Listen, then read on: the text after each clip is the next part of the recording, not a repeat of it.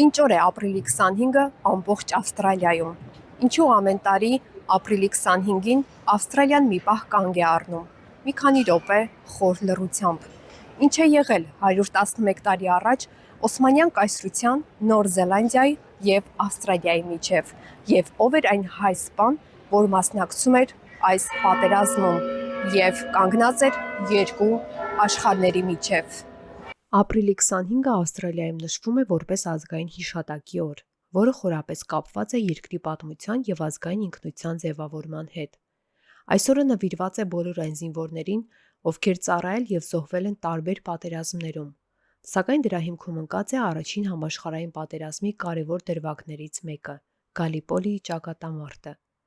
Առաջին համաշխարհային պատերազմի տարիներին աշխարհը բաժանված էր երկու հիմնական կողմերի։ Մի կողմում Անտանտն էր, որի կազմի մեջ էին մտնում Մեծ Բրիտանիան, Ֆրանսիան եւ Ռուսաստանը, իսկ մյուս կողմում կենտրոնական տերությունները, որոնց թվում էր նաեւ Օսմանյան կայսրությունը։ Այդ ժամանակ Ավստրալիան գտնվում էր բրիտանական կայսրության կազմում, եւ երբ Բրիտանիան մտավ պատերազմի մեջ, Ավստրալիան եւս ներգրավվեց, իր զորքերը ուղարկելով տարբեր ռազմաճակատներ։ 1915 թվականի ապրիլի 25-ին Ավստրալիայի եւ Նոր Զելանդիայի զորքերը ներխուժեցին Գալիպոլիի թերակղզի։ Նրանց նպատակը ռազմավարական էր՝ վերահսկել Դարդանելիի նեղուցը, ապահովել ծովային ճանապարհ դեպի Ռուսաստան եւ հնարավորության դեպքում գրավել Ստամբուլը։ Սակայն լեռնային բարդ տեղանքը եւ ուժեղ դիմադրությունը այս գործողությունը արագ վերածեց երկարատև եւ արյունալի պատերազմի։ Պայքարը շարունակվեց մոտ 8 ամիս եւ ավարտվեց Անտանտի զորքերի նահանջով։ Գալիպոլիի արշավը դարձավ ծանր կորուստներով լի։ Ավստրալիայի կողմից զոհվեց ավելի քան 8700 զինվոր, իսկ Նոր Զելանդիայից շուրջ 2700։ Թեև ռազմական առումով այն պարտություն էր,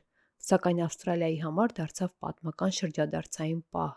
մեծապես ազդելով ազգային ինքնագիտակցության ձևավորման վրա։ Հենց այս պատմական իրադարձությունների շրջանակում է հիշատակվում նաև հայ ազգի սպա Սարգիս Թորոսյանը, ով ծառայել է Օսմանյան բանակում որպես հրետանային սպա եւ մասնակցել Գալիպոլիի պաշտպանությանը, գտնվելով հակառակ կողմում, կռվելով Ավստրալիայի եւ Նոր Զելանդիայի զինվորների դեմ։ Պատերազմի ընթացքում, երբ սկսվեցին հայերի կոտորածները Օսմանյան կայսրությունում, նրա կյանքը կտրուկ փոխվեց։ Տարբեր վկայությունների համաձայն, նա տեսնելով իր ժողովրդի նկատմամբ իրականացվող բռնությունները, աստիճանաբար հեռացավ Օսմանյան բանակից եւ հրաժարվեց ծառայել այն իշխանությանը, որը պատասխանատու էր այդ իրադարձությունների համար։ Ավելի ուշ նրա ճակատագիրը շարունակվում էր տարբեր պատմություններով, կապված դաշնակից ուժերի հետ եւ հետագա ռազմական փորձառությամբ, որոնք նա ամփոփել էր իր հուշագրության մեջ՝ Դարդանելիից Պաղեստին։ Սակայն այս ամբողջ պատմական շղթան այսօր արդեն ընկալվում է այլ տեսանկյունից։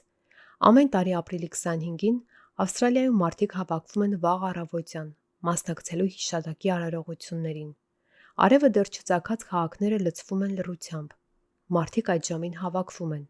որովհետև հենց այդ պահին, արևածագին, սկսվել էր Գալիպոլիի ճակատամարտը, եւ այդ խորհրդանշական պահը դարձել է հիշատակի եւ զոհվածների հանդեպ հարգանքի ամենաազդեցիկ ձևը։ Մարդիկ մեկ րոպե լռությամբ հարգում են զոհվածների հիշատակը։ Արևածագի հետ սկսվում են պաշտոնական արարողությունները։ Վետերանների երթերը, կարմիր կակաչի խորհրդանիշով հիշատակի արարողությունները եւ խոսքերը, որոնք կրկին ու կրկին վերադարձնում են նույն գաղափարին՝ հիշել նրանց, ովքեր այլևս չկան, բայց որոնց պատմությունը դարձել է երկրի ինքնության անբաժանելի մասը։